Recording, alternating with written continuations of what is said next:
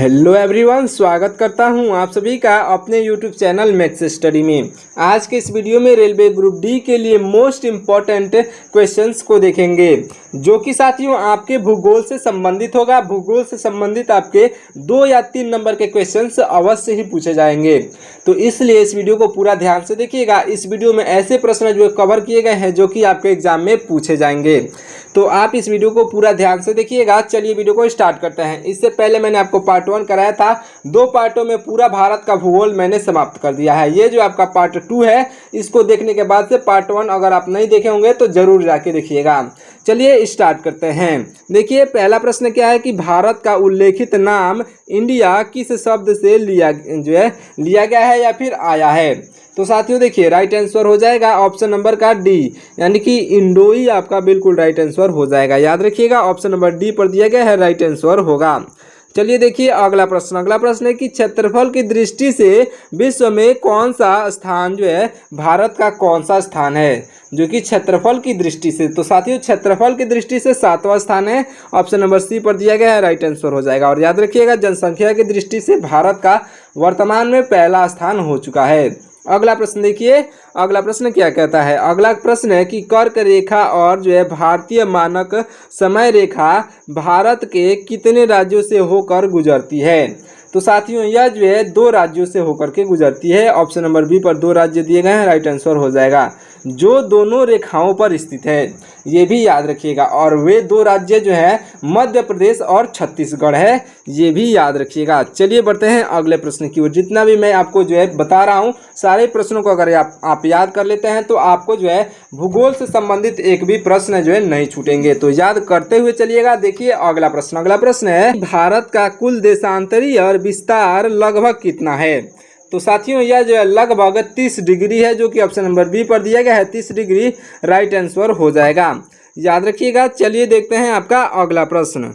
देखिए यह भारत की संपूर्ण तटीय सीमा की लंबाई कितनी है। साथियों भारत की संपूर्ण तटीय सीमा की लंबाई द्वीपों सहित कितनी है, ये क्वेश्चन होना चाहिए कि द्वीपों सहित कितनी है। तो साथियों देखिए आपका right answer option number A पर हो जाएगा, यानी कि 7516.6 किलोमीटर द्वीपों सहित है भारत की संपूर्ण तटीय सीमा रेखा। याद रखिएगा। चलिए देखिए अगला प्रश्न है कि मध्य हिमालय को नेपाल में किस नाम से जाना जाता है। ये क्वेश्चन प्रीवियस ईयर का क्वेश्चन है साथियों, आने वाले एग्जाम में पूछा जाएगा। तो देखिए जब मध्य हिमालय को नेपाल में साथियों यह कहा जाता है महाभारत के नाम से जाना जाता है। ऑप्शन नंबर सी पर दिया गया है, राइट आंसर होगा। चलिए देखिए अगला प्रश्न है कि भारत के साथियों देखिए क्या है प्रश्न कि भारत के कितने राज्य म्यांमार के साथ अपनी सीमा साझा करते हैं। तो साथियों यह कुल मिलाकर के 4 राज्य सीमा साझा करते हैं। ऑप्शन नंबर का बी बिल्कुल राइट आंसर हो जाएगा। देखिए अगला प्रश्न है कि भारत में किस प्रकार के कटिबंध पाए जाते हैं। साथियों भारत में यह कटिबंध पाए जाते हैं, उष्ण कटिबंध और शीतोष्ण कटिबंध दोनों पाए जाते हैं भारत देश में। याद रखिएगा उष्ण कटिबंध और शीतोष्ण कटिबंध दोनों ही पाए जाते हैं। देखिए यहाँ से आपके भारत की नदियाँ और जलप्रपात से क्वेश्चंस बन रहे हैं। देखिए क्या है प्रश्न। देखिए आपका प्रश्न है कि सतलुज नदी का प्राचीन नाम क्या था। साथियों सतलुज नदी का प्राचीन नाम यह था सतुद्री। साथियों ये सतुद्री ऑप्शन नंबर ए पर दिया गया है, जो कि सतलुज नदी का प्राचीन नाम था। आपका अगला प्रश्न है कि श्रीनगर शहर किस नदी के तट पर स्थित है। तो साथियों श्रीनगर शहर आपका बिल्कुल राइट आंसर हो जाएगा। ऑप्शन नंबर का सी, यानी कि झेलम नदी के तट पर स्थित है। झेलम ऑप्शन नंबर सी पर दिया गया है, राइट आंसर हो जाएगा। देखिए अगला प्रश्न है कि झेलम नदी किस घाटी का निर्माण करती है। साथियों देखिए झेलम नदी यह कश्मीर घाटी का निर्माण करती है। कश्मीर घाटी ऑप्शन नंबर बी पर दिया गया है, राइट आंसर हो जाएगा। चलिए बढ़ते हैं अगले प्रश्न की ओर। अगला प्रश्न देखिए, अगला प्रश्न है कि सिंधु नदी की सबसे बड़ी सहायक नदी कौन सी है। साथियों सिंधु नदी की सबसे बड़ी सहायक नदी यह चीनाब आपका बिल्कुल राइट आंसर हो जाएगा। चीनाब ऑप्शन नंबर डी पर दिया गया है, राइट आंसर होगा। याद रखिएगा। चलिए देखिए अगला प्रश्न है कि अगला प्रश्न है केरल की गंगा किस नदी को कहा जाता है। साथियों देखिए बहुत इंपॉर्टेंट क्वेश्चन है। केरल की गंगा यह कहा जाता है यह जो साथियों कहा जाता है आपके ऑप्शन नंबर का बी यानी कि पेरियार नदी को। पेरियार नदी ऑप्शन नंबर बी पर दिया गया है, राइट आंसर हो जाएगा। चलिए देखिए अगला प्रश्न। अगला प्रश्न है कि अलकनंदा और जो है भागीरथी के संगम पर स्थित देवप्रयाग से जो है देवप्रयाग से किस नदी का नाम गंगा हो जाता है?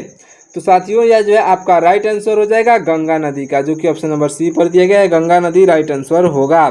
अगला प्रश्न देखिए। अगला प्रश्न है कि गंगा नदी को बांग्लादेश में किस नाम से जाना जाता है? ये भी क्वेश्चन बार बार पूछा जाता है कि गंगा नदी को बांग्लादेश में किस नाम से जाना जाता है, तो राइट आंसर हो जाएगा साथियों यह जो है पन्ना नामक जो है पन्ना के नाम से जाना जाता है। ऑप्शन नंबर सी पर पन्ना दिया गया है, राइट आंसर हो जाएगा। देखिए अगला प्रश्न। अगला प्रश्न है कि इनमें से कौन सी नदी अरब सागर में नहीं गिरती है? साथियों अरब सागर में नहीं गिरती है यह नदी महानदी हो जाएगा। महानदी ऑप्शन नंबर डी पर दिया गया है, राइट आंसर हो जाएगा, याद रखिएगा। चलिए बढ़ते हैं अगले प्रश्न की ओर। साथियों सारे ही प्रश्नों को याद करते हुए चलिएगा और प्रैक्टिस के लिए आप हमारे टेलीग्राम को चैनल को ज्वाइन कर लीजिएगा, जिसका लिंक मैंने नीचे डिस्क्रिप्शन में दे दिया है। साथ ही साथ हमारे चैनल को सब्सक्राइब कर लीजिएगा, क्योंकि मैंने आपको जो है पूरा ग्रुप डी की तैयारी इस चैनल पर कराई जा रही है वर्तमान में। जब तक आपका ग्रुप डी का एग्जाम खत्म नहीं होगा तब तक इस चैनल पर आपके लिए केवल ग्रुप डी का ही जो है तैयारी कराया जाएगा। अगर आप हमारे चैनल से पूरी जो है एग्ज़ाम जो है आपका ख़त्म नहीं हो जाता है तब तक जुड़े रहते हैं, तो साथियों मैं आपको बता दूं आपको जो जीके जीएस में कोई भी पीछे नहीं कर सकता है। तो जीके जीएस के लिए आप हमारे चैनल से जुड़ जाइएगा।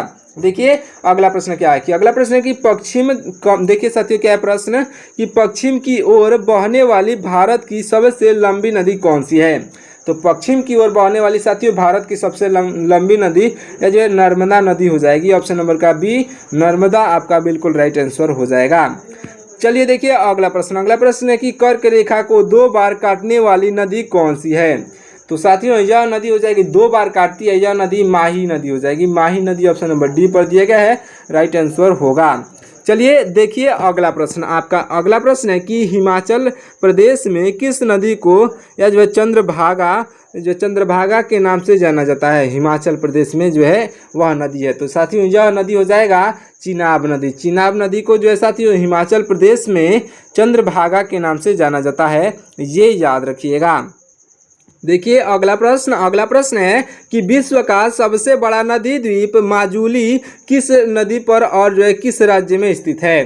तो साथियों देखिए यह जो है आपके ब्रह्मपुत्र नदी पर जो कि असम में है वहीं पर स्थित है, जो कि ऑप्शन नंबर बी पर ब्रह्मपुत्र नदी और जो है असम दिया गया है, राइट आंसर होगा। याद रखिएगा ब्रह्मपुत्र नदी जो कि असम में है। चलिए देखिए अगला प्रश्न है कि चित्रकूट जलप्रपात किस नदी पर स्थित है? साथियों राइट आंसर हो जाएगा ऑप्शन नंबर का सी यानी कि इंद्रावती नदी पर। इंद्रावती राइट आंसर हो जाएगा। चलिए देखते हैं अगला प्रश्न। अगला प्रश्न ध्यान से देखिए। अगला प्रश्न है कि कुंचिकल जलप्रपात भारत का सबसे ऊंचा जलप्रपात जो है यह किस नदी पर बना है? तो राइट आंसर हो जाएगा ऑप्शन नंबर का बी यानी कि वराही। साथियों वराही आपका बिल्कुल राइट आंसर हो जाएगा, वराही नदी राइट आंसर होगा। चलिए देखिए अगला प्रश्न। यहाँ से आपके प्रश्न शुरू होते हैं भारत की भू आकृति और पर्वत और दर्रों से संबंधित प्रश्न। देखिए क्या प्रश्न है। देखिए यह जो है पटकई भू हिल्स भारत के किस राज्य में स्थित हैं?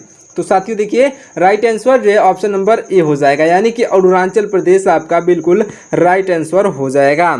चलिए देखिए अगला प्रश्न है कि गारो खासी और जो है यह जो है जैतिया पहाड़ियाँ किस राज्य में स्थित हैं? तो ये तीनों पहाड़ियाँ जो है साथियों यह मेघालय में स्थित हैं। मेघालय ऑप्शन नंबर सी पर दिया गया है, मेघालय राइट आंसर हो जाएगा।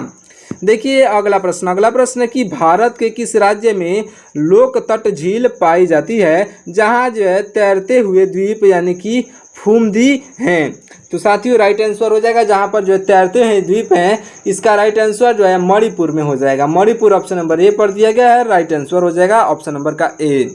चलिए देखिए अगला प्रश्न है कि यह जो अगला प्रश्न है कि कुमायूं हिमालय की सबसे ऊंची चोटी कौन सी है? साथियों देखिए कुमायूं हिमालय की सबसे ऊंची चोटी जो है यह हो जाएगा ऑप्शन नंबर का ए यानी कि नंदा देवी। याद रखिएगा। चलिए देखिए अगला प्रश्न है कि हिमालय साथियों यह जो हिमालय का सबसे बड़ा और सबसे ऊंचा भाग कौन सा है? तो साथियों देखिए हिमालय का सबसे बड़ा और सबसे ऊंचा भाग जो है यह हो जाएगा ऑप्शन नंबर का बी, यानी कि Nepal Himalaya. Nepal Himalaya option number B पर दिया गया, राइट आंसर हो जाएगा। चलिए देखिए अगला प्रश्न। अगला प्रश्न है आपका, अगला प्रश्न है कि शेषनाग और जो है वेरीनाग झीलें जहां से झेलम नदी का उद्गम होता है किस पर्वत श्रेणी का हिस्सा है? तो साथियों देखिए यह जो है आपका बिल्कुल राइट आंसर हो जाएगा ऑप्शन नंबर का बी, यानी कि जास्कर। जास्कर जो है जास्कर पर्वत श्रेणी का हिस्सा है, याद रखिएगा ऑप्शन नंबर बी पर जास्कर दिया गया है, राइट आंसर हो जाएगा। अगला प्रश्न देखिए, अगला प्रश्न है कि भारत की दूसरी सबसे ऊंची चोटी कौन सी है? साथियों देखिए भारत की दूसरी सबसे ऊंची चोटी जो है यह हो जाएगा ऑप्शन नंबर का बी, यानी कि कंचनजंगा। ऑप्शन नंबर बी पर दिया गया है कंचनजंगा, राइट आंसर हो जाएगा। देखिए अगला प्रश्न है कि जम्मू को, साथियों जम्मू को श्रीनगर से जोड़ने वाला दर्रा जो है कौन सा है? यानी कि दर्रा मतलब होता है पास, कौन सा है? तो साथियों राइट आंसर हो जाएगा आपका ऑप्शन नंबर का सी, यानी कि बनिहाल दर्रा, यानी कि बनिहाल पास आपके ऑप्शन नंबर सी पर दिया गया है, राइट आंसर हो जाएगा। देखिए अगला प्रश्न है कि भारत की सबसे लंबी सड़क सुरंग कौन सी है? साथियों भारत की सबसे लंबी सड़क सुरंग जो है यह हो जाएगा ऑप्शन नंबर का बी, यानी कि श्यामा प्रसाद मुखर्जी सुरंग। श्यामा प्रसाद मुखर्जी सुरंग आपका राइट आंसर हो जाएगा। चलिए देखिए अगला प्रश्न है कि विश्व का सबसे ऊंचा दर्रा कौन सा है? साथियों विश्व का सबसे ऊंचा दर्रा जो है यह काराकोरम दर्रा, यानी कि काराकोरम पास आपका राइट आंसर होगा। अगला प्रश्न देखिए अगला प्रश्न है कि इनमें से कौन सा दर्रा हिमाचल प्रदेश में स्थित नहीं है? तो साथियों जो हिमाचल प्रदेश में स्थित नहीं है यह जो है राइट आंसर हो जाएगा ऑप्शन नंबर का डी, यानी कि बनिहाल। यह जो हिमाचल प्रदेश में नहीं है, नहीं तो बाकी के तीन यानी कि बारालाचा और जो है रोहतांग और जो है सिपकीला, ये जो है तीनों जो है हिमाचल प्रदेश में स्थित हैं। चलिए देखिए अगला प्रश्न है कि नाथुला दर्रा भारत के किस राज्य में स्थित है? बहुत इंपॉर्टेंट क्वेश्चन है साथियों, इससे जो है आपके क्वेश्चंस अवश्य बनेंगे। तो साथियों राइट आंसर हो जाएगा आपका ऑप्शन नंबर का सी, यानी कि सिक्किम जो है आपका बिल्कुल राइट आंसर हो जाएगा। चलिए देखिए अगला प्रश्न, यहाँ से जो है भारत की जलवायु और मिट्टी से संबंधित प्रश्न स्टार्ट होते हैं। देखिए अगला प्रश्न है कि किसी स्थान में सबसे लंबे समय तक मौसम की औसत दशाओं को क्या कहते हैं? तो साथियों यह जो है मौसम के औसत दशाओं को कहा जाता है, साथियों यह कहा जाता है आपका जलवायु कहा जाता है, जो कि ऑप्शन नंबर बी पर दिया गया है, राइट आंसर हो जाएगा। चलिए देखिए अगला प्रश्न है कि मानसून शब्द की उत्पत्ति, साथियों देखिए मानसून शब्द की उत्पत्ति किस भाषा से हुई है? तो साथियों देखिए इसकी उत्पत्ति जो है यह अरबी भाषा से हुई है, अरबी भाषा ऑप्शन नंबर सी पर दिया गया है, राइट आंसर हो जाएगा। चलिए देखिए अगला प्रश्न है कि भारत में किस प्रकार की जो है जलवायु पाई जाती है? साथियों देखिए भारत में किस प्रकार की जलवायु पाई जाती है?